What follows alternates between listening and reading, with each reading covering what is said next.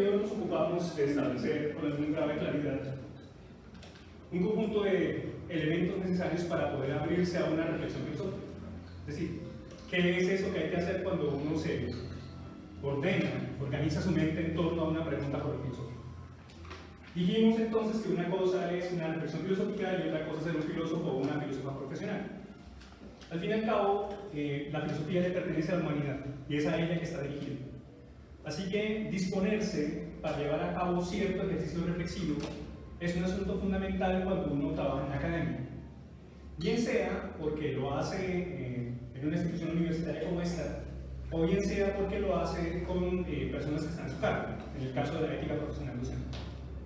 Han visto esto en todas sus posiciones pedagógicas, pero saben que siempre hay una conducta de entrada, ¿no? Esa conducta de entrada es lo que los psicólogos también llaman encuadre, o los psiquiatras, ¿no? Un encuadre, es decir, un punto de partida. Jamás empiezan sus clases, esto es un asunto de pedagogía, pero también un asunto de ética, jamás empiezan sus clases sin dejar claro de qué se va a ocupar el ejercicio del día de hoy, el trabajo del día de hoy, cuál es el objetivo, etc. Porque el propósito de eso es abrir, ¿no? Bien. Ahora, cuando nos ocupamos de cuestiones como estas, se hace necesario tener una cierta disposición. Asumir una cierta disposición para llevar a cabo un ejercicio reflexivo implica, entre otras cosas, establecer una cierta interacción con el cuerpo, llevar a cabo cierta posibilidad de atención, etc. Pero lo fundamental es reconocer que se trata de llevar a cabo procesos abstractos que permitan buscar la mayor complejidad posible. Dijimos entonces que una cosa es explicar y que otra cosa es comprender, pero que para poder llegar hasta la comprensión necesitamos la explicación. ¿Ven? Así que siempre y en todos los casos, cuando se sientan un poco abrumados o abrumadas respecto de un elemento a pensar, devuélvanse a la fase de explicación. ¿Ven? Antes de ir a los aspectos de comprensión compleja, devuélvanse a la fase de explicación. Recuerdan que señalamos que empezar con las preguntas ¿qué es el punto de partida? En este caso, cuando estamos al frente de unos elementos complejos, siempre y en todos los casos nos devolvemos a las preguntas básicas de corte ¿qué?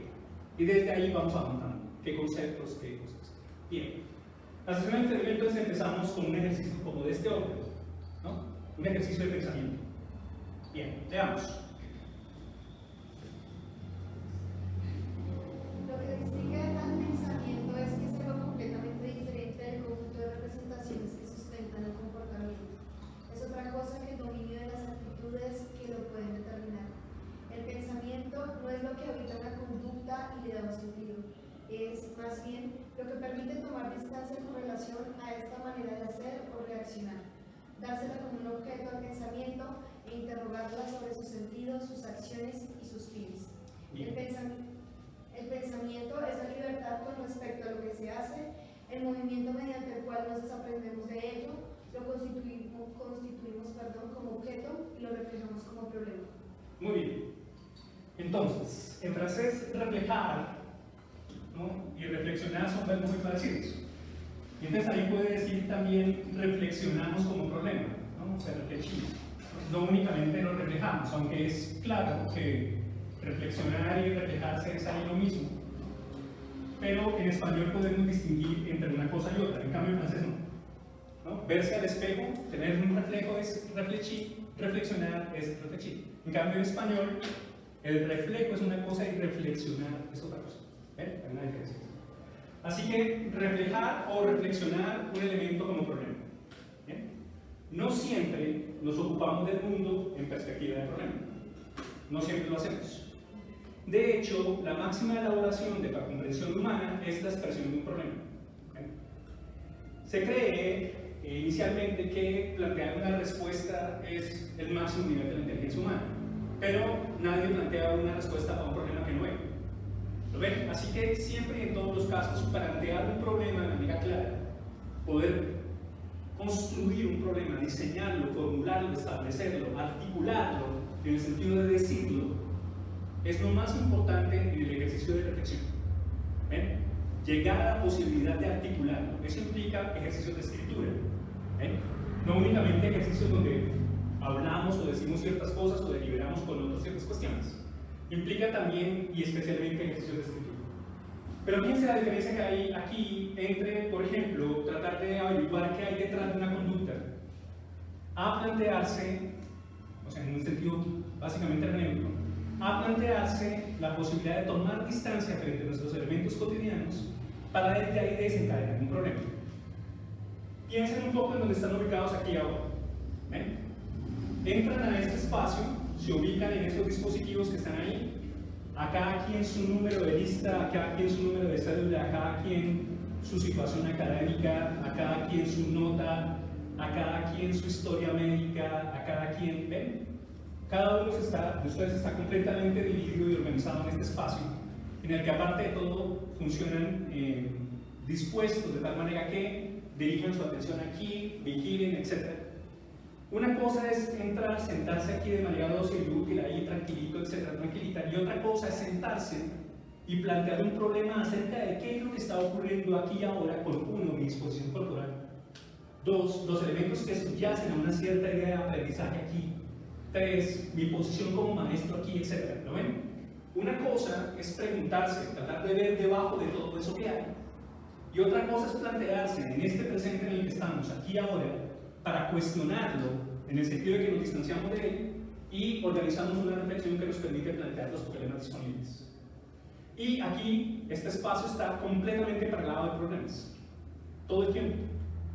Lo que hay que hacer es establecer cuáles son y poder dar cuenta de ellos. ¿Ven?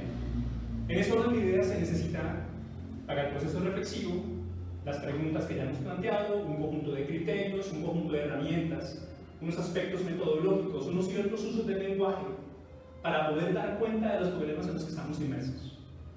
Pero una actitud ingenua, una actitud no problematizadora, se sentaría ahí a suponer que lo único que está pasando es eso, la superficialidad del evento que está ahí. ¿Lo ven? Así que yo los invito y las invito a que en el lugar donde están, recuerden, uno empieza un problema desde su propia situación. ¿Ven? Desde el lugar en el que están, empiecen a construir las herramientas que les permitirán plantear los problemas de los que se van a ocupar.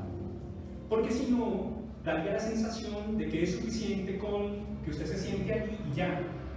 ¿Ven? Que tengan un cierto acceso a un conjunto de textos, de unos elementos referenciales y ya. Claro, usted puede sacar 5 en este seminario, etc. Pero eso no es lo mismo que organizar un proceso de pensamiento que nos permita plantear problemas. Ahora bien, todos queremos transformar el mundo, cambiarlo, supongo, ¿no? Hacer las cosas distintas, pero nadie resuelve un problema que no entiende. Así que si pretenden plantear alternativas de solución para algo, deben, uno, partir de su propio contexto, dos, de sus propias luchas, porque nadie resuelve un problema que no le interesa, nadie resuelve un problema que no entiende, y nadie resuelve un problema que no le interesa. Partiendo de sus propias luchas, desde ahí desencadenan esquemas analíticos que les permiten averiguar, convertir, derivar la situación en la que están en un problema específico. Ahora, fíjense que en ética existirían muchos modos de plantear un problema, pero aquí, en este seminario, vamos a plantear problemas en el orden de la ética profesional docente, no de la ética en sentido amplio. Aunque la ética, en sentido amplio, siempre tiene una fuerza de gravedad tal que nos lleva hacia allá de nuevo, siempre y en todos los casos los problemas de los que nos vamos a ocupar son de ética profesional docente. ¿Ven? Siempre. Así que les va a pasar, van a sentir la sensación de devolverse a un problema de ética, en sentido amplio. ¿Ven? Pero no nos vamos a ocupar de esos problemas. Se supone que esos problemas ya los tienen claros. Se supone. Así que, si en algún momento necesitamos devolvernos a algo, lo haremos en todos los casos para comprender un problema de ética profesional docente. ¿Me expliqué? Eso significa que las posiciones que tienen aquí y ahora en este seminario tienen que establecerlas desde su desempeño profesional como maestros. Siempre. Siempre. Ahora, habrá elementos que los muevan como humanos, pero recuerden que una cosa es tener problemas o posiciones éticas al respecto de situaciones como el sentido de la vida, la persecución de la felicidad, la búsqueda del bien, etc. Todo eso. Y otra cosa es la ética profesional docente, es decir, el conjunto de elementos que permiten que usted tenga una determinada acción ética en su desempeño profesional. ¿Me expliqué? ¿Sí? Bien. Este ejercicio analítico empieza desde ahí. Empieza desde sus propias posiciones vitales, no lo olviden. no desaprovechen la oportunidad de estar aquí y ahora en este contexto para plantear problemas. En todo caso, el pensamiento es la libertad, dice Foucault, respecto a lo que se hace. Se toma distancia y nos sacudimos un poco de las prácticas cotidianas. Uno podría pensar que pensar es tener un conjunto de contenidos mentales y ya. Como por ejemplo, ¿a qué hora se acabará esta clase tan aburridora e inútil? ¿O será que hay refrigerio en la mitad? Uno podría tener esos contenidos mentales. Pero eso y pensar no son lo mismo. ¿Ven? El pensamiento empieza con un ejercicio de libertad. Y Foucault no es el único que lo va a decir. Hay un ejercicio de libertad en el pensamiento, que consiste en primer lugar en tomar distancia frente a lo que hacemos en lo cotidiano. El movimiento mediante el cual nos desprendemos de eso, que llamamos contexto, cotidianidad, etc., para convertirlo en un problema. Es el mismo proceso de pensamiento es el que están llamados a provocar, promover, producir, inducir, generar, derivar en sus maravillosos y increíbles estudiantes. ¿Ven? Lo harán con criterios distintos, por razones distintas, desde núcleos temáticos diferentes, derivados de las reglas planteadas por el Ministerio de Educación Nacional, etc., en tanto que se desempeñan como licenciados en Humanidades y Lengua Castellana, licenciadas, pero lo harán a través de un proceso pedagógico que respeta, o debería respetar, la edad de cada estudiante, su desarrollo evolutivo, todo ese conjunto de cosas. ¿Ven? Pero lo fundamental es que ustedes están aquí sentados no únicamente para plantear problemas, sino para formar a otros sujetos para que sean capaces de hacer eso. En este caso, en el área específica de las humanidades y la lengua castellana. Más allá de todo lo que pueda significar eso con los debates que son.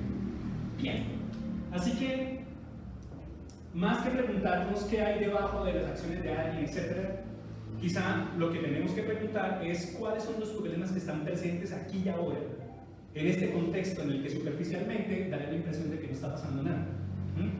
Solamente llegan unos cuerpos dóciles y útiles, cansados de trabajar, aburridos, con problemas digestivos ya, porque así es la vida, a sentarse ahí a averiguar cómo hacen para sobrevivir en la competencia académica de corte capitalista, que les pide que cumplan con unas competencias para poder pasar esto, para poder graduarse, para etc., ¿no?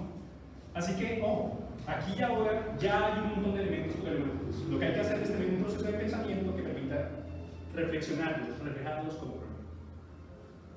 Bien, si es así, entonces miremos cuáles serían los elementos de una ética profesional docente.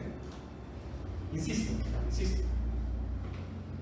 va a pasar que van a tener la sensación de devolverse a cuestiones éticas más amplias. Pero recordemos todos que el asunto es ética profesional docente, todo el tiempo. Bien, si algo no queda claro, recuerden que es su deber preguntar. Bien. ¿Cuáles serían los elementos de una ética profesional docente? En el título dice una, no la, ¿cierto? Y dice una porque dentro de la hipótesis que hemos planteado aquí, existe una responsabilidad clara y precisa de cada uno de ustedes de establecer, configurar, diseñar, construir, promover su propia ética. Aunque hay un conjunto de elementos obligatorios, ¿no? Es decir, que por más que quieran no pueden dejar afuera, ¿no? Voy a hacer mi propia ética, entonces dejo esto afuera. No se puede. ¿Ven? Necesariamente, de todas maneras, tienen que cumplir la exigencia fundamental de construir la propia. Sí, necesitan establecer con claridad, dejar claro para sí mismos y para la sociedad en la que están ubicados el principio fundamental de autonomía, que no solamente está sostenido como un derecho en la Constitución y la ley acerca de lo que significa la educación, sino que aparte de todos tienen la obligación de formar, de hacer parte de los procesos que le permiten a un ciudadano establecer su propia autonomía. No solamente ustedes, toda la sociedad tiene que hacerlo, todos los profesores tienen que hacerlo, pero lo hará de manera fundamental alguien que se ocupa del lenguaje de la humanidad, suponiendo, insisto, que eso significa. Pero la cuestión aquí es que usted debe establecer con claridad su propia ética, porque al fin y al cabo será usted el que será juzgado. Bueno, más que usted su acción. En ética no se juzgan personas, se juzgan acciones. ¿No? Recuerde eso. En este orden de ideas habrá que tomar decisiones respecto de qué elementos componen la ética profesional que yo voy a obedecer. ¿Cierto? Una pregunta fundamental para Grecia clásica y que se repite, por ejemplo, en el pensamiento de Kant y la pregunta por autonomía.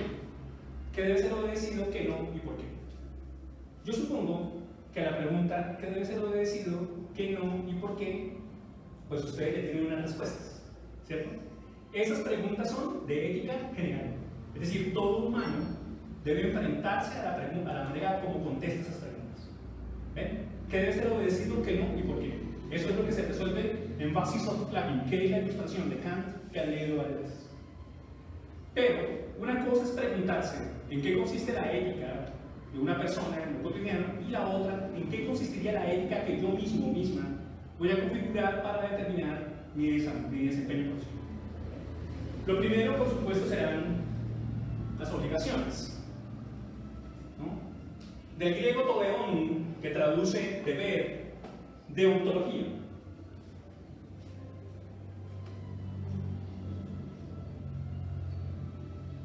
Como recuerdan, las teorías éticas deontológicas son aquellas que plantean el problema del deber, y todas tienen su origen en Kant, ¿cierto? Especialmente en la fundamentación de la metafísica de las costumbres y la crítica de la razón práctica. Ahora, ¿cuáles son las obligaciones que tengo yo en tanto que profesor? Y cómo esas obligaciones hacen parte de mi ética profesional docente. Así que hay unas que derivan de los deberes planteados por los documentos estatales, por las reglas que rigen esta sociedad.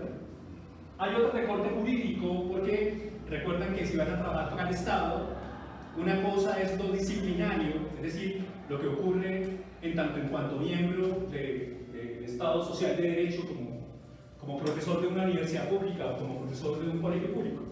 Hay un régimen disciplinario único. Y las otras son de orden político.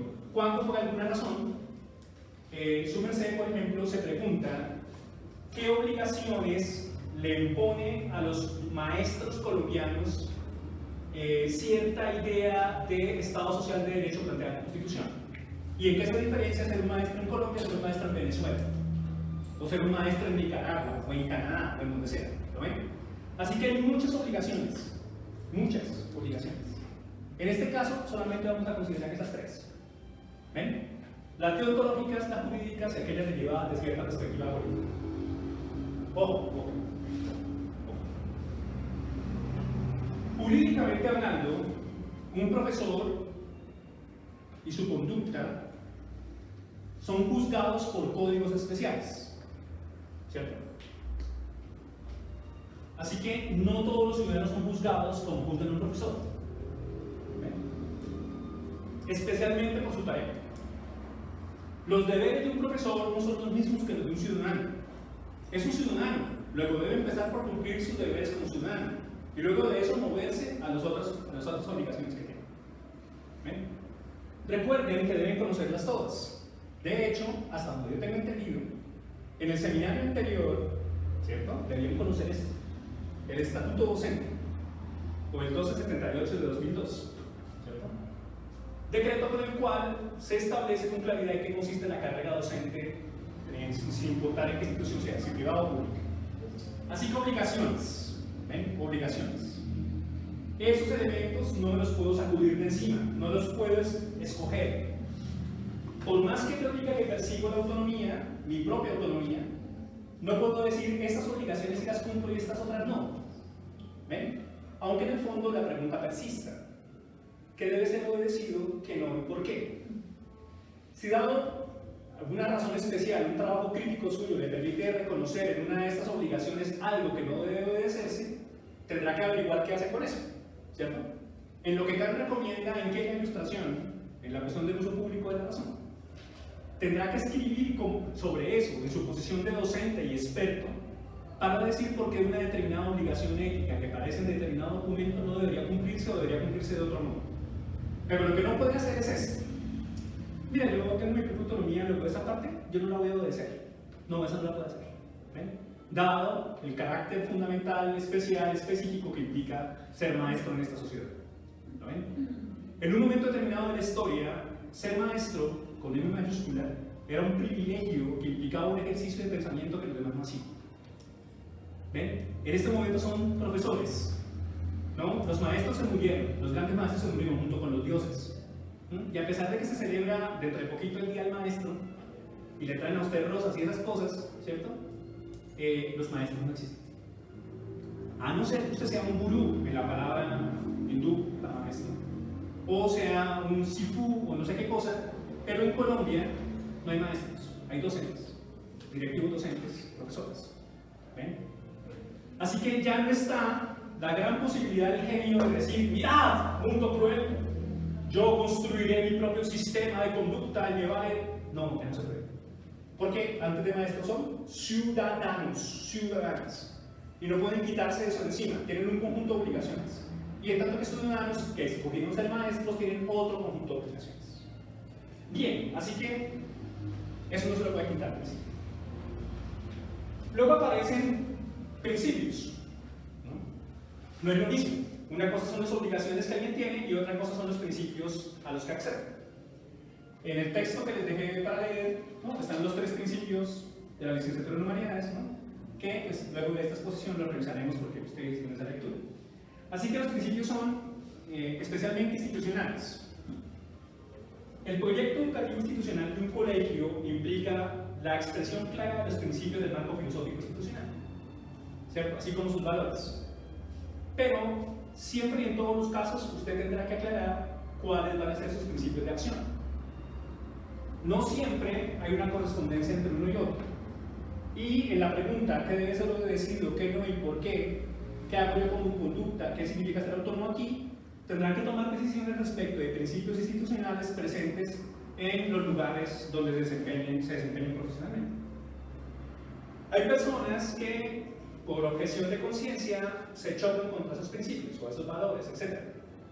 Y establecen determinada posición frente a eso. Otros no, pues dada la maravillosa, increíble ley de la cuchara que dice nunca patees tu lonchera.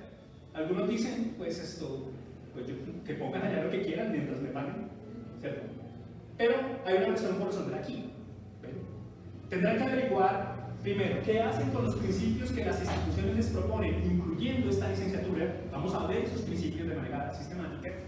Esta universidad, incluyendo las instituciones en las que trabajan, incluyendo elementos en que ustedes querrían proponerle a una determinada institución en un momento dado, pero también sus principios de acción. Algunos de ustedes podrían decir, bueno, los 3 principios planteados por la licenciatura lucen bien, pero me parece que están incompletos y debería incluirse este otro de estos otros por estar razonando de esta manera, de este modo. ¿Ven? Eso es un asunto de reflexión, de pensamiento. Profe, una pregunta, o sea, los principios institucionales pueden estar en los documentos oficiales de un colegio. Entonces, por ejemplo, en algún colegio donde yo hice alguna práctica, decía que el modelo pedagógico al que le apostaba esa institución era un modelo constructivista. Sí. Pero entonces no era coherente, como pasa pues en muchas instituciones, digamos, ese documento con la realidad pedagógica del colegio. Entonces ahí nosotros como ciudadanos, servidores públicos y docentes podríamos apelar a ese tipo de documentos para justificar nuestra no acción en algún momento específico. ¿Recuerdan su nombre? Daniel. No necesariamente eso es un problema de ética. Porque eso puede ser un problema pedagógico, ¿cierto? Dado que en toda institución hay una especie de jerarquía, de esquema, ¿no?, de distribución, casi siempre cuando los elementos aparecen disonantes o incoherentes, yo soy profesor también de la especialización en gerencia de proyectos educativos, ¿no? Lo han visto. Y tengo un módulo ahí que se llama Pedagogía, Comunicación y Currículo. Es muy común que esos documentos estén completamente olvidados, ¿sí?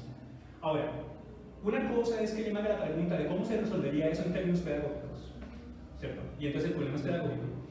Y otra cosa es, por ejemplo, qué principios de formación plantea la institución y hasta qué punto yo estoy de acuerdo o no con esos principios de formación. Digamos que no es lo mismo, aunque parecieran conectados, y en efecto ya veremos como último punto la relación entre una posición pedagógica y una posición ética, no necesariamente eso es un problema de ética profesional. ¿Cuándo es un problema de ética profesional? Cuando yo le digo a la institución, yo no estoy de acuerdo con esto ataca el Estado Social de Derecho, esto va en contra de mis derechos, esto va en contra de los derechos de alguien, mi credo señala este elemento, así que no haré esta cosa por objeción de conciencia, etc. Eso, ahí sí hay un problema de ética. Pero eso puede ser perfectamente un problema pedagógico, un problema del marco pedagógico institucional, más que, o un problema de organización y de administración, más que un problema de ética. Bien, principios, ¿no? Existen muchos principios en la historia de la ética, muchos, ¿no? Veremos uno fundamental ahora que planteamos un núcleo de organización, Hay un principio fundamental en la ética del cuidado, en todas las éticas del cuidado, que dice no harás daño. Eso es un principio fundamental. ¿Ven? Un principio que no necesariamente es institucional. ¿Ven? Ahora, instituciones pueden asumirlo, pero uno de los grandes principios de la ética del cuidado se expresa así: no harás daño. Saben que los cuidadores son de muchas clases, ¿no? Y parece muy conectado con la cuestión médica, ¿no? Pero en la ética del cuidado, el no harás daño se aplica a todos. ¿Ven? Por eso es un principio amplio, general. Por poner un solo ejemplo, hay muchos más. Si tienen posiciones religiosas, pues casi siempre las religiones tienen principios, ¿no?, expresados en sus documentos principales, etc. Pero eso no es lo mismo que una valoración, ¿no? Una valoración ética. En teoría ética, una cosa es la deontología y otra cosa es la axiología. Del griego axios, que significa eje, ¿no?, el eje. Los valores son las declaraciones que pueden aparecer en instituciones, porque los marcos filosóficos institucionales tienen valores. Todos los países los tienen, pero de hecho también los tienen las empresas, ¿no? Las empresas tienen valores corporativos, etc. Hay valores personales, ¿no? Cada quien asume como su propio esquema. Es común que las personas digan: oh, se han perdido los valores. Las teorías axiológicas dicen que los valores no se pierden, cambian con la cultura, se transforman.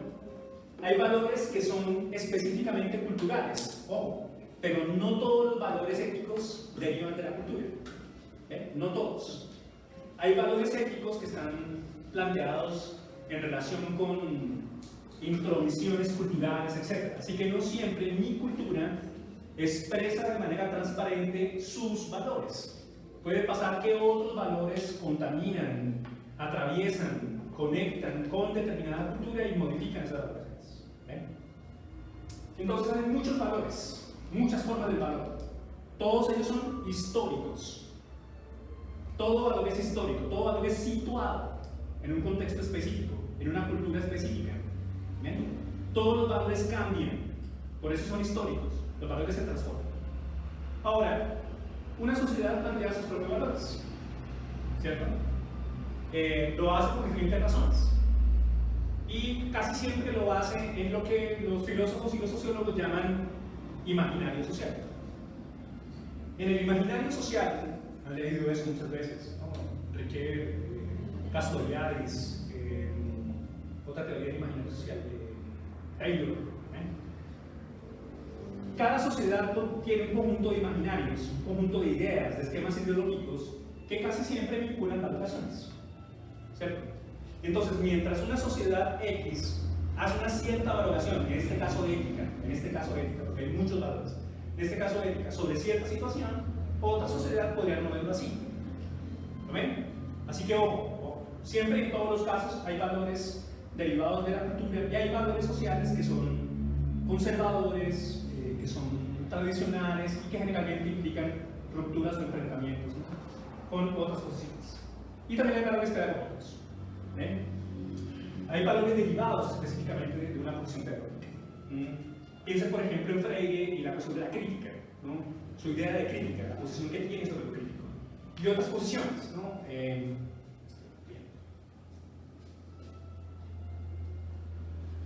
Aristóteles y la ética aristotélica fundó esa noción de virtud, ¿no? Es una palabra latina. Virtud, en latín vir es hombre, ¿no? Virtud es la desinencia que traduce fuerza espiritual como actitud. En este caso, vir es hombre, varón.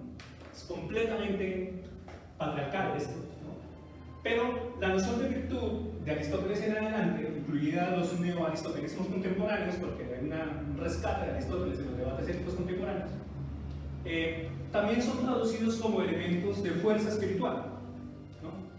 Mientras unos sujetos se enfrentan a unas situaciones y terminan desbordados, Otros sujetos lo enfrentan y son capaces de llevar a cabo eso que se dice en otro lenguaje: empoderamiento, resiliencia, aprendizaje en situaciones de crisis, etc.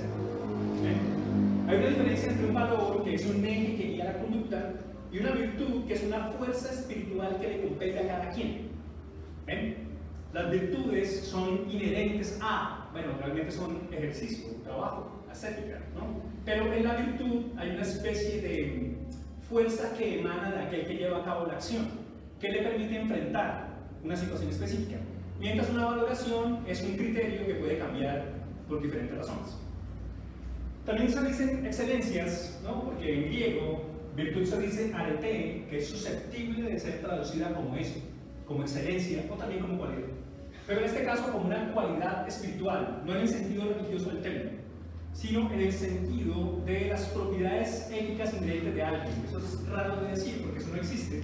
Toda ética es trabajo, cultura, etc. Pero las virtudes son concebidas como la fuerza espiritual que emana a alguien cuando lleva a cabo determinada acción ética. Por eso los héroes tienen virtudes, no valores. Un héroe no tiene un valor. Cuando Batman tiene al Guasón colgando, ¿cierto?, de la mano, y el Guasón le dice: pero usted no me va a soltar, porque usted tiene un código, y usted no obedece un código porque unos valores se lo exijan. Usted lo hace porque hay una condición espiritual suya, un elemento interno, una opción ética que usted ha hecho. Así que las virtudes son casi siempre heroicas, casi siempre. O son de sujetos que plantean de sí mismos una pregunta por lo excelente, por la excelencia, ¿no? Nietzsche, recuerden que la noción de virtud tiene historia, y una cosa es Aristóteles y otra cosa es Nietzsche, por ejemplo, ¿no? Nietzsche piensa que una virtud es tremendamente complicada, uno se puede volver esclavo de sus virtudes, ¿no? Es una voluntad de poder, una tremenda fuerza que pliega mis demás cosas. Así que para Nietzsche, por ejemplo, ya no se trata del ordenamiento racional de mi conducta, un poco como Aristóteles, sino de una fuerza que yo tengo que es capaz de plegar mis pasiones para que obedezcan, del mismo modo que aquel que maneja unos perros los carga a todos con un ch. Quietos todos, y entonces todas mis pasiones quedan allá, bien ordenaditas. Este dominio de sí, esa fuerza interna, esa capacidad, esa excelencia, ese dominio de sí, será lo que puede traducirse como virtud. Ahora, recuerden que la noción de excelencia es utilizada para la academia y para la educación, excelencia académica, excelencia educativa. Es utilizada cuando se le hace una distinción a profesores, porque dentro de los derechos de un profesor está que sea distinguido, y también está dentro de eso que se ha llamado la cualidad de, ¿cierto? La cualidad de, este sujeto es superior, distinto, otro, que deriva en relaciones con el reconocimiento. Saben que hay un problema con los maestros, bueno, con los profesores que quieren volver a ser como los maestros antiguos, ¿no? En el sentido de influir sobre mucha gente o de influir profundamente en las personas que conectan. Casi siempre, esos sujetos que influyen profundamente sobre otros lo hacen desde fuerzas como estas. Entonces, de aquí viene esa exigencia que va a aparecer en todos los casos en su ejercicio profesional de ejemplaridad. En todos los casos les van a decir eso: profesor, profesora, uno educa con el ejemplo. Lo pone la habilidad en el patio y esas cosas, y entonces uno se pone una cierta máscara que es la que usa mientras está en la institución y todo el mundo lo vigila, y luego se la quita y descansa un poco de eso, y luego otras, y así. Lo que sí es cierto es que hay una gran distancia entre una obligación y una virtud. Mientras la obligación es un asunto externo que una institución propone, una sociedad propone, frente al cual yo debo preguntarme de mi autonomía si voy a obedecer eso o no y por qué. Una virtud es una decisión propia, la canalización de una fuerza, el uso de una fuerza interna que me permite X cosa. ¿Lo ven? Hay una gran distancia entre una cosa y otra. Y por último, hay un esquema de precauciones. Me falta un todavía. ¿Qué es eso que se ha llamado sabiduría práctica? Hay una diferencia entre la autonomía y la sabiduría práctica. Esa sabiduría práctica tiene nombre en griego, phronesis, y en español se dice prudencia, principios de prudencia o elementos de prudencia. Ahora, aquí la cosa la va más lejos. Porque la ética o ciertas posiciones éticas también pueden ser estratégicas. ¿Ven? Alguien podría decir que no, que la ética jamás es estratégica. Pero resulta que desde hace un tiempo para acá, eso que se ha llamado líder ético es alguien que influye sobre una sociedad y lo hace desde su ascendente ético, desde su reconocimiento ético. Piensen en el Dalai Lama, piensen en Obama, piensen en Antanas Mockus, piensen en sujetos que al frente de los otros en su sociedad son reconocidos, exaltados, tenidos en cuenta. ¿Lo ven? Hay empresas que tienen estrategia ética. ¿Ven? ¿Cómo hace una empresa con estrategia ética? Sí, tenemos grandes problemas con el medio ambiente, tenemos grandes problemas con las exclusiones de género. ¿Qué hacen las empresas? Utilizan esquemas éticos y los convierten en modalidades estratégicas para vender más. ¿Ven? Para garantizar más. Cuando ustedes ni siquiera habían nacido, el Rainbow Warrior, ¿no? El guerrero del arco iris en español tradicional, que era el barco pequeñito donde funcionaba Greenpeace, atravesaba el Mediterráneo atacando los buques petroleros y atacando los que llamaban residuos radioactivos. Era 1984, no existía MTV, ¿no? Pero en esa época los miembros de Greenpeace empezaron a filmar sus propios combates. ¿Ven? Eso está en archivo, lo pueden revisar en YouTube cuando tengan algo distinto que hacer. Y entonces mis amigos iban con un barquito así de pequeñito que tenía el esquema del arco iris como guerreros éticos. ¿Ven? Estaban los grandes transatlánticos llenos de petróleo y allá se veía una joda así de chiquitica con la bandera del arco iris de Greenpeace y todo el mundo se asustaba. ¿Por qué? Porque había una tremenda estrategia ética de parte de Greenpeace con el propósito de considerar el ecosistema. Ahora Greenpeace es una multinacional que tiene miles de millones de dólares, etc. Pero en ese momento era ese barquito. ¿Ven? Era solo ese barquito. Y filmando las luchas, ¿no? Les lanzaban armas, los atacaban. En 1984 la inteligencia francesa destruyó el guerrero del arco iris. Le metió un bombazo. Está probado. Fue el Estado francés el que voló el guerrero del arco iris. Se supo recolección después de eso, el guerrero del arco iris. Lo verán, si quieren pongan en buscarlos. Es un tremendo barco. Actualmente es un barco de guerra, ¿no? Que reúne personas de todas las partes del planeta. Así que la ética no es únicamente eso de ser buena gente. ¿Ven? La ética también puede ser una estrategia. Entonces, las compañías atuneras japonesas empezaron a ser bombardeadas por las empresas atuneras ecuatorianas cuando ellas empezaron a poner en su letrerito Dolphin Safe, que traduce en inglés, ¿no? Delfines seguros. Porque resulta que empezaron a aparecer las grandes casas de atún donde salían mis amigos mamíferos. Recuerden que los delfines no son peces, son mamíferos, que se los comen porque son ricos, ¿cierto? En Japón se comen delfines, se hacen grandes redadas de delfines, etc. Para ellos eso no es un problema, pero cuando aparece ese elemento se boicotea el atún japonés y el atún ecuatoriano se dispara. ¿Ven? No sean ingenuos, no sean ingenuos. La ética también es usada como una estrategia en muchos niveles, incluyendo el orden político. Ahora, en la vida cotidiana de un profesor, esto es fundamental. Acceder a esa sabiduría práctica que me permite conjurar ciertos peligros. Saber cómo moverme. Porque una cosa es que yo sea virtuoso, otra cosa es que yo tenga claros mis principios y sepa mis obligaciones. Pero en la vida cotidiana del maestro hay muchos peligros. Uno se puede equivocar de muchas maneras. ¿Lo ven? Así que se necesitaría una cierta sabiduría práctica. ¿Dónde creen que la ven? La ética de Nicómaco, libro primero, capítulo 3, ¿no? La ciencia política, que en este caso es lo mismo que la ética, surge, dice Aristóteles, de la experiencia de las acciones de la vida y a ellas se aplican. ¿Ven? En la experiencia de las acciones de la vida, alguien consigue esa sabiduría y entonces por eso se dice que más sabe el diablo por viejo que por diablo. Y también se dice que perro viejo la ha echado y así. Porque cuando usted adquiere esta sabiduría práctica, es capaz de ver los peligros, ¿ven?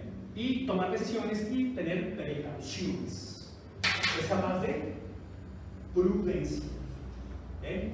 Y hay reglas básicas de prudencia que no son ni principios, ni valores, ni virtudes, ni obligaciones. Son sabiduría práctica. Así que fíjense, una ética profesional docente también tiene que incluir eso. No solamente lo anterior, sino también eso. Han desencadenado sabidurías prácticas porque ustedes tienen acceso a la experiencia de las acciones de la vida. Ustedes son personas muy jóvenes, pero tienen acceso a eso. ¿Cierto? Un viernes por la tarde en la hamaca, donde el tetrahidrocannabinol y el H3H2OH y todas esas cosas funcionan. Si usted no tiene estos elementos, puede terminar perdiendo. Y más si una es mujer. Porque este espacio tiene muchísima historia en ese orden de ideas. Ahora, si yo desencadeno una sabiduría práctica que me permite ser lo suficientemente prudente como para tener una estrategia ética que me permite cuidarme a mí mismo en todos los casos y saber conjurar unos ciertos riesgos y unos ciertos peligros, eso es estrategia. Ya no es ética para ser decente o ética para cumplir una obligación para que no me echen en la casa. No, es saber lidiar los aspectos cotidianos de la existencia. Verán en las decisiones de problematización que quieran, pero verán que más del 50% de los docentes en Colombia tienen problemas mentales.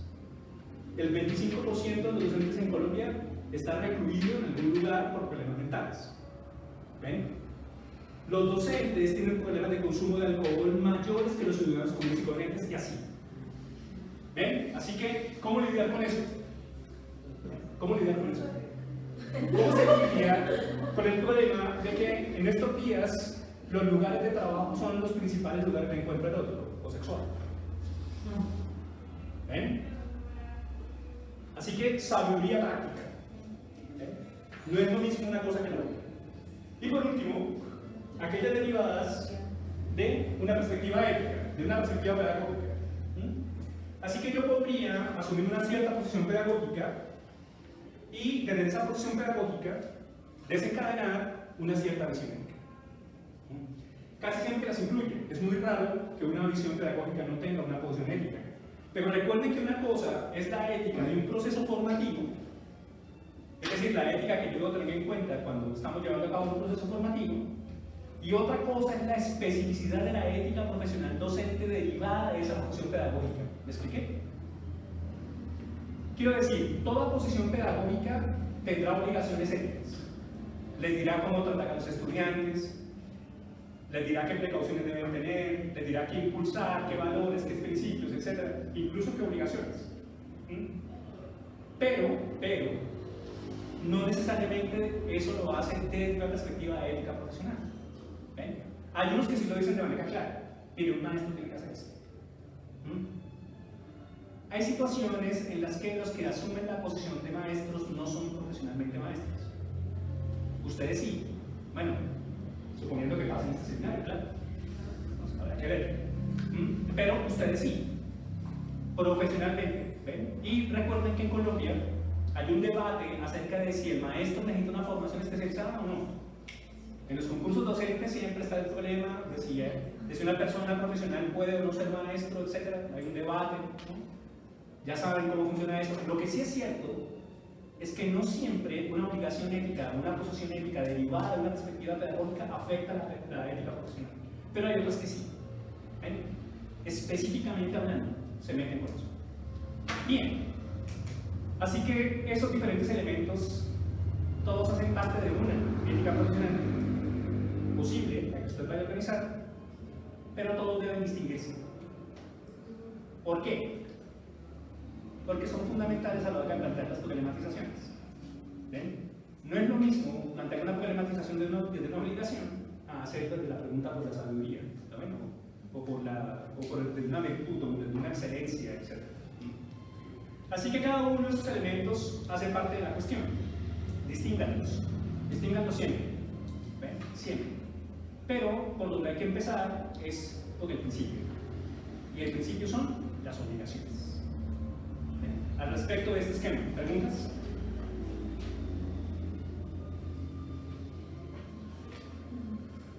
¿Haría falta algo?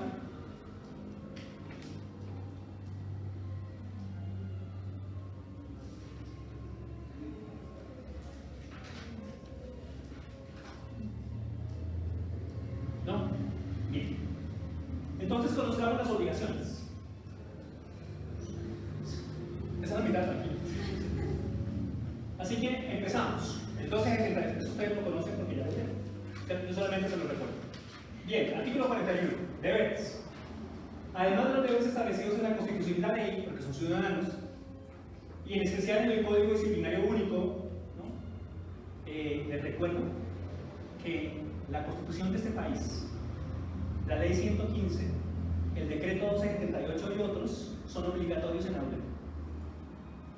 Hay que traerlos siempre a clase. Sí, ya les había dicho eso, ¿no? Especialmente con la Ley 115, ¿no? Pues no veo ninguno con el librito de la Ley 115. En una época uno cargaba eso todo el tiempo, pero bueno, a veces lo puede llevar el PDF. Lo importante es que lo puedan tener a la mano siempre. Y cuando digo siempre es en serio, ¿no? Bien. Para los servidores públicos, cuando trabajen como profesores del distrito, etc., son deberes de docentes y directivos docentes los siguientes. ¿No? Buscar de manera permanente el incremento de la calidad del proceso de enseñanza-aprendizaje y sus resultados mediante la investigación, la innovación y el mejoramiento continuo, de acuerdo con el plan de desarrollo educativo de la correspondiente entidad territorial y el PIB. Así que, buscar investigación, innovación, mejoramiento continuo. Esos elementos son todos propios del lenguaje de la administración de empresas. Pero ese lenguaje funciona en las actuales modalidades de evaluación de su desempeño docente. ¿Ven? Hay unos esquemas de evaluación de desempeño docente, tal vez lo conozcan, ¿no? Si no, no se preocupen, lo van a conocer aquí. ¿Cierto? En los que se revisa a cada docente de acuerdo a un conjunto de competencias planteadas por la ley. ¿Ven?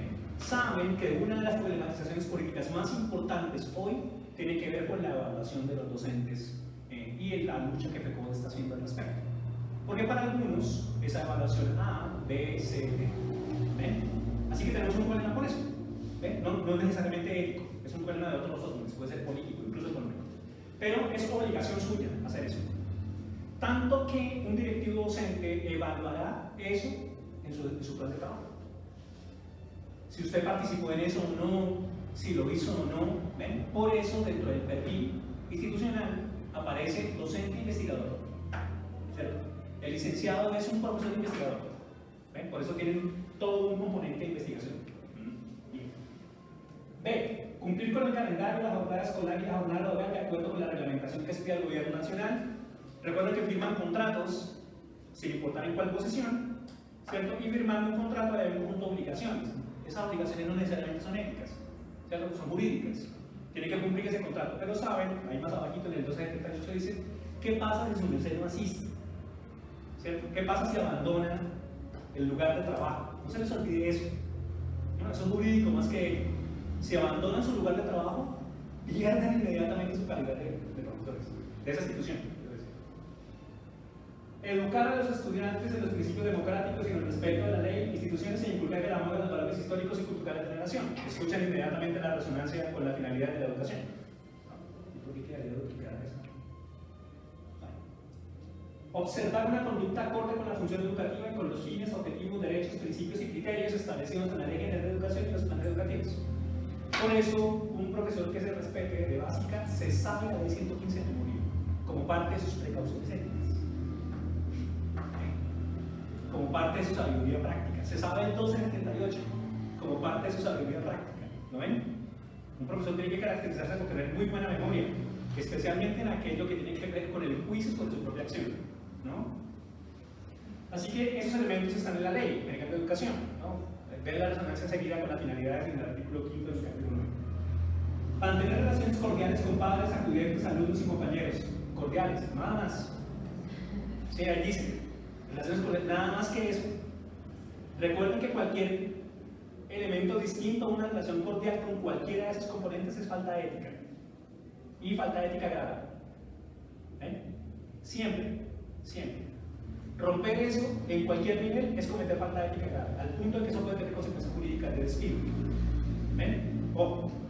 Padres, acudientes, alumnos y compañeros de trabajo. Cordiales, nada más. Solamente eso, gracias. Ah, sí, una gran lista, sí, una gran lista. Que ir a beber los fines de semana para sacarse, sí, quizá. Pero recuerden que se necesita sabiduría práctica. No va a ser de duda. Es imperativo reconocer que es imposible tener esa clase de reuniones con estudiantes y con padres de familia. Eso se puede con compañeros de trabajo. Pero con un padre de familia, por obligación jurídica y por precaución ética, uno jamás se toma una cerveza.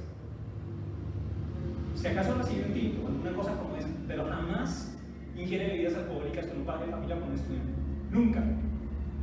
¿Hay profesor acá de ejemplos? No, nunca jamás. ¿Ven? Estuve en un caso como asesor, ¿no? En el que un grupo de estudiantes estaba listo para que los expulsaran, ¿no? Porque en una salida pedagógica los pillaron fumando marihuana. Entonces les iban a hacer el proceso disciplinario para sacarlos. Y entonces estaban en eso cuando el representante de estudiantes me dice, estaba como asesor, no tenía nada que ver con eso. Me dice, profesor, usted que es el asesor, cuénteme, ¿qué pasa si nosotros fumamos marihuana y eso está mal? Pero ¿qué pasa si los profesores están borrachos? ¿Qué pasa si yo tengo el registro de que mis profesores estaban bebiendo cerveza mientras nosotros estábamos con ellos? En una salida pedagógica, representante de estudiantes, sí señor, y aquí está en el celular, miren. ¿Qué creen que les pasó a sus profesores? ¿Lo ven? Ahora, ojo, no se trata de quién ganó y quién perdió. Se trata de reconocer la sabiduría práctica que me permite entender que en ningún caso esa clase de interacciones se da con padres de familia con estudiantes. Nunca. Y si yo soy directivo docente, pues yo soy profesor de la especialización en gerencia de proyectos educativos, y allá tengo una hipótesis que se llama gerencia del gobernar, y cuestiones políticas mucho más político que esto. Pero si yo soy directivo docente, yo no tengo esa clase de tratos con mis queridos subordinados. ¿Ven? Si alguna vez tienen la posibilidad de ser directivos docentes, no hagan eso. ¿Ven? Las relaciones de poder son eso, gobierno, dominio sobre los otros. ¿Ven? Hay que saber manejar a los demás. Y eso no es lo mismo que autoridad o violencia, son cosas diferentes, ¿no? Ahí está en el canal de YouTube si quieren mirar eso. Pero lo fundamental es que cuando yo gobierno a otros, no puedo darles ese asunto, por pura estrategia ética, fíjense, por pura sabiduría práctica. Bien, así que recuerden, no se puede, por ninguna razón. Y una cooperación vital entre la escuela y la comunidad y respetar las autoridades educativas. Recuerden que es falta grave faltarle el respeto a una autoridad educativa. Es falta grave, un código disciplinario. ¿No? Entonces, estrategia ética, ¿no? Sabiduría práctica, yo puedo estar que me huela la piedra, pero jamás digo groserías. Nunca. Me expreso siempre de manera clara, potente, pero no digo groserías. Me puedo ser enfático, pero no salirme de los chiles. ¿Ven? Siempre. ¿No? Se trata de mantener una sabiduría práctica, una inteligencia sobre lo que está ocurriendo. Porque si yo le falto el respeto a la autoridad, eso es falta de ética acá. Y puede ser parte de lo que ocurre en el código civil. Prohibiciones. Esos son los deberes, ¿no? Las obligaciones. Prohibiciones. Porque es que no me lo dijeron, no puse en el esquema ético de las prohibiciones, no lo vieron, tal vez ustedes no lo alcanzan a ver, pero recuerden que hay cosas que no se pueden hacer jamás, que es distinto de las obligaciones. ¿Ven? Claro, la pregunta por lo prohibido es compleja porque supuestamente lo prohibido llama la atención y dice no. Lo prohibido no debería ser aquello que nos llama la atención para poder romperlo en el ejercicio de transgresión, que es importante en estética y esas cosas, claro, todos queremos ser transgresores en ocasiones. Pero hay prohibiciones. Es una forma especial de la obligación. Así pasa igualmente casi con la lógica de la ley, ¿no? Es decir, y el derecho. Entonces se crean leyes para romperlas, es decir, la ley misma tiene una lógica. Bueno, ustedes han leído Kafka 1000 veces, han leído Ante la Ley, han revisado el trabajo de Foucault y Artaud y Bataille y otros sobre la cuestión de la transgresión. Sí, todo eso está muy bien, pero eso es un problema de ética personal. ¿Expliqué? Sí. Ahora, ¿eso puede tener consecuencias en una ética profesional que yo digo? Sí. Pero estas prohibiciones tienen alcance jurídico, no únicamente alcance ético. ¿Ven? Si usted las incumple, se mete en un problema jurídico, no únicamente en una falta de ética. Veamos. Abandonar o suspender labores durante la jornada de trabajo sin justa causa o sin autorización previa de sus superiores. Nunca lo haga. Nunca lo haga. Porque usted pierde el trabajo inmediatamente. Eso es causal inmediato de despido. Dos, realizar propaganda por proselitismo político religioso entre los centros educativos. Recuerdan que una de las problematizaciones que les planteé fue justamente esta. El debate del expresidente Uribe con una profesora que respecto al problema del paro entonces dijo que era profesor que estaba produciendo proselitismo cuando estaba enseñando historia. No, señor presidente, estoy enseñando esa historia, los falsos positivos existieron. Portar armas de cualquier clase durante el desempeño de sus labores dentro o de los centros educativos o durante actividades extraescolares. Es muy común que, dado el carácter disciplinario de las instituciones escolares, al ley de castigar de Foucault, en la escuela empieza a parecerse mucho a una casa, especialmente ciertas instituciones. Ahora, hay concursos docentes que se hacen sobre instituciones penitenciarias. En ninguno de los casos está permitido llevar armas, de ninguna clase. ¿Ven? ¿Puedo yo, siendo profesor, tener un arma? Sí, pero no puedo llevarla al trabajo.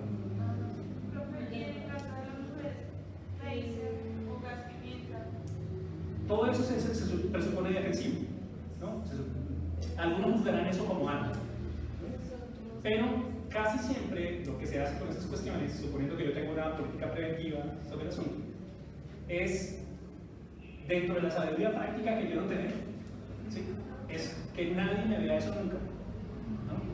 Y no hacer algo como esto, por más que yo crea que es mi tarea política. Miren, compañeras estudiantes, cómprense esto para defenderse de los hombres. Eso no se puede hacer. Con los estudiantes no. Eso se puede hacer, por ejemplo, en un bar con mis pares. Pero llegar al salón de clase como profesora a decirle a mis estudiantes que compren esas cosas, eso es falta grave. Una falta muy grave. Bien. Aplicar a los alumnos cualquier forma de maltrato físico o psíquico que atente contra su dignidad, su integridad personal. Como ya les había contado su compañero, un muchacho con ustedes que agarró la corbata y con eso amarró al estudiante porque no sabía más qué hacer. Recuerden que eso es complicado, es bastante complejo, hay que ser muy cuidadosos con eso. Coartar el derecho a la libre asociación de los demás educadores a estudiantes, eso es un derecho constitucional, ¿no? Tenemos derecho a asociarnos, todos los ciudadanos, pero no se puede coartar el derecho ni de asociación ni de estudiantes ni de compañeros. No se puede. Utilizar los centros educativos para actividades ilícitas o no propias de enseñanza o para viviendas sin autorización. Se imaginarán por qué. Hay que poner eso de vivienda, especialmente en instituciones rurales.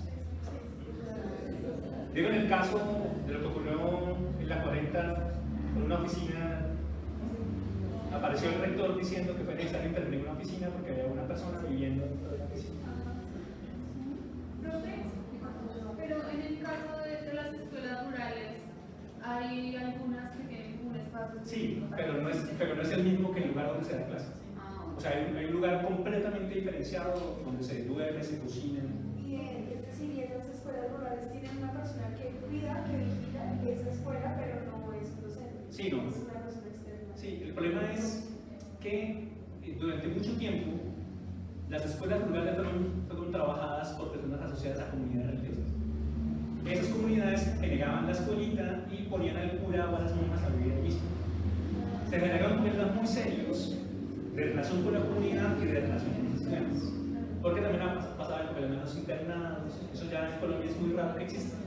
Pero se generaba todo el problema, que no solamente ocurrió en América Latina, sino también en Europa, de el tremendo lío que implica tener esos cuerpos de profesores y estudiantes juntos en un mismo espacio físico. Es un tremendo lío, ¿no? Vender objetos o mercancías a los estudiantes dentro del centro educativo en beneficio propio de terceros que no respondan a las leyes institucionales. Eso está prohibido y es causal de despido. No den esa papaya. Usted no puede llevar, miren que es que estoy apoyando a la fundación tal, cómprenme esto. ¿Ven? Alguien los coge con eso y los puede. Profe, y en caso, digamos, uno de los profesores exigen unos libros de unas editoriales particulares. O sea, en mi colegio pasaba ahora con la editorial Santillana, por ejemplo. Proyectos institucionales. En la colegio hace un acuerdo y al hacer un acuerdo eso va.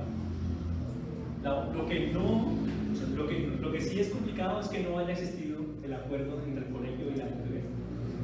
Porque, por ejemplo, yo publico mis propios libros, ¿cierto? Y los traigo aquí y les digo,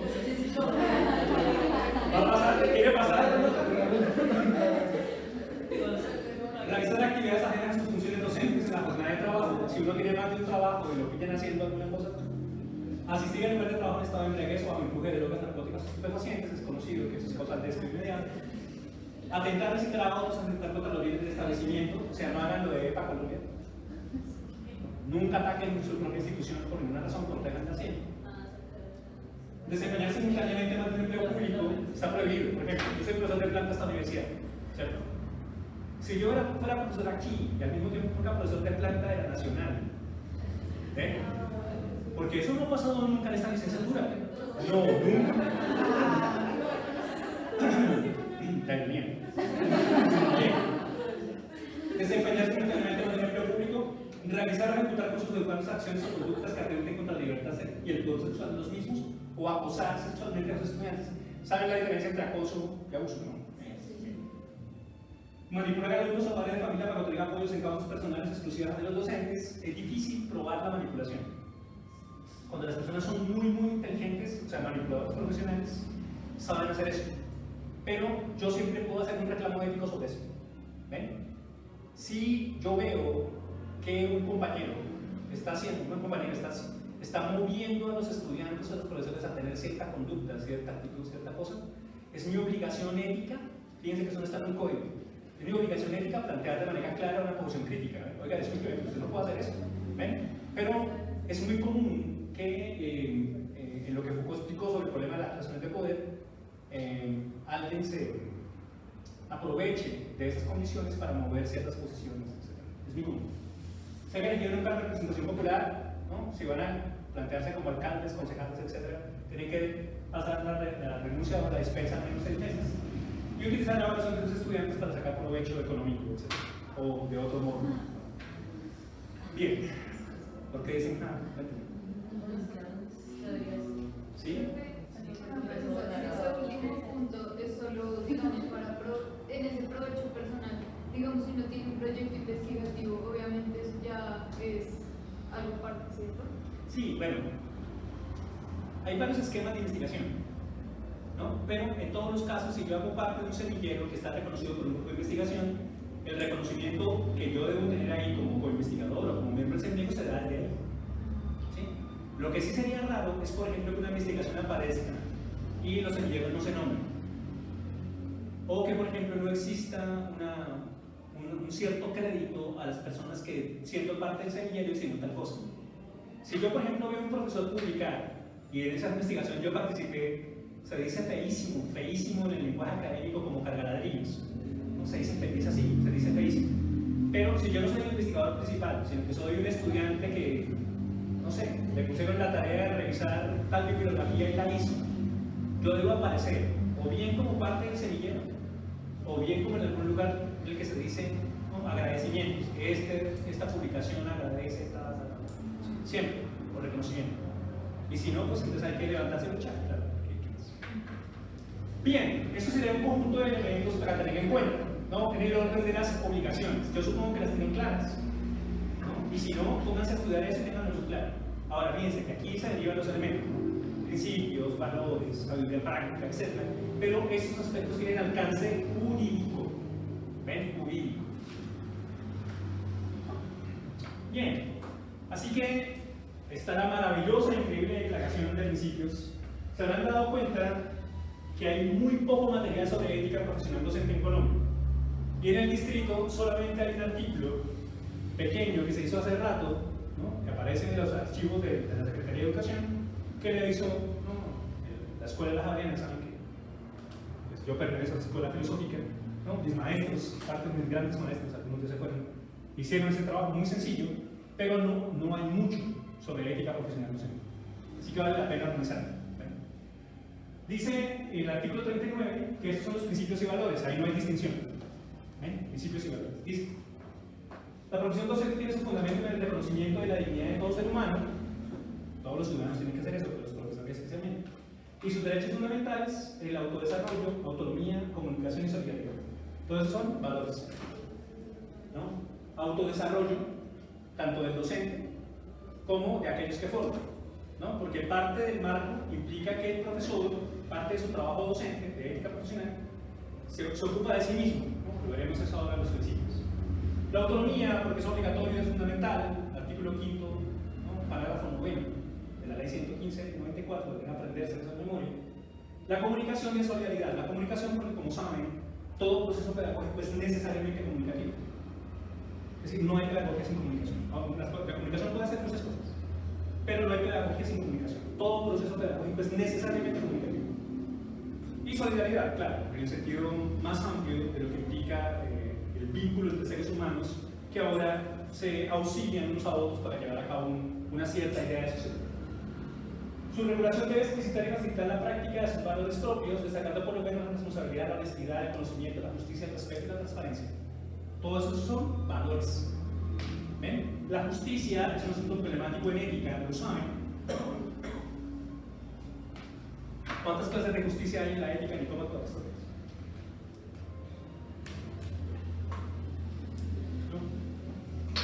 Quizás sería bueno, de pronto, que volvieran a leer esas cosas, porque resulta que ustedes son especialistas en decir cosas como esto no es justo, no sé qué vaina, etc., pero se les olvida que la justicia tiene más de una definición. Y una cosa es la justicia en términos de justicia y otra cosa es la justicia como valor. La justicia también es un valor. Transparencia, respeto, justicia, conocimiento, honestidad, responsabilidad. ¿Alguien recuerda cuál es la definición de honestidad? O sea, dentro de los valores, ¿qué significa ser honesto? Sí, pero ¿cuál es la definición clásica? Ahí están, pongan sus buscadores. Pues la definición clásica dice: la honestidad consiste, por lo tanto, ponerse en lugar hipotético de la propia vida futura y de las generaciones pasadas y venideras y del fin no hacer o decir nada que pueda mancillar el honor a la reputación de la familia. Muy bien, así que la definición clásica de honestidad deriva del concepto de honor. ¿Ven? Ahora, esos son códigos de guerreros y por supuesto son códigos masculinos, ¿cierto? Son códigos de patriarcado. Eso no significa que las mujeres no hayan sido guerreras, por supuesto que haya habido sociedades de mujeres guerreras que también tenían valores similares.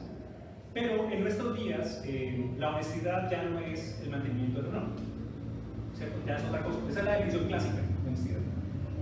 Ahora implica una cierta, tantas veces el valor que más se parece a una virtud, en el sentido que implica una cierta inflexibilidad respecto de sostener unas posiciones precisas. Ser honesto es difícil, es muy difícil, y por eso las personas honestas son las que menos existen. Algunos dicen que no hay. Es un valor muy difícil de llevar a cabo, pero vale la pena esforzarse por plantearlo como elemento central de la propia conducta, ¿no? En el sentido en el que hay un cierto asumir unos principios y unas posiciones no negociables. ¿Ven? Ya les he dicho que los valores cambian, claro, todo el tiempo. Pero quizá hay algunos elementos que uno no debería negociar nunca, incluso ni siquiera bajo su propia sospecha. Algo así como si yo dijera: hombre, pero ¿por qué no? Pues, pongamos, la ética debería ser algo así como hacer coincidir los impulsos con las circunstancias. Luego está este impulso y está esta circunstancia. No joda, porque no voy a aprovechar esta relación impulso-circunstancia para llevar el fe.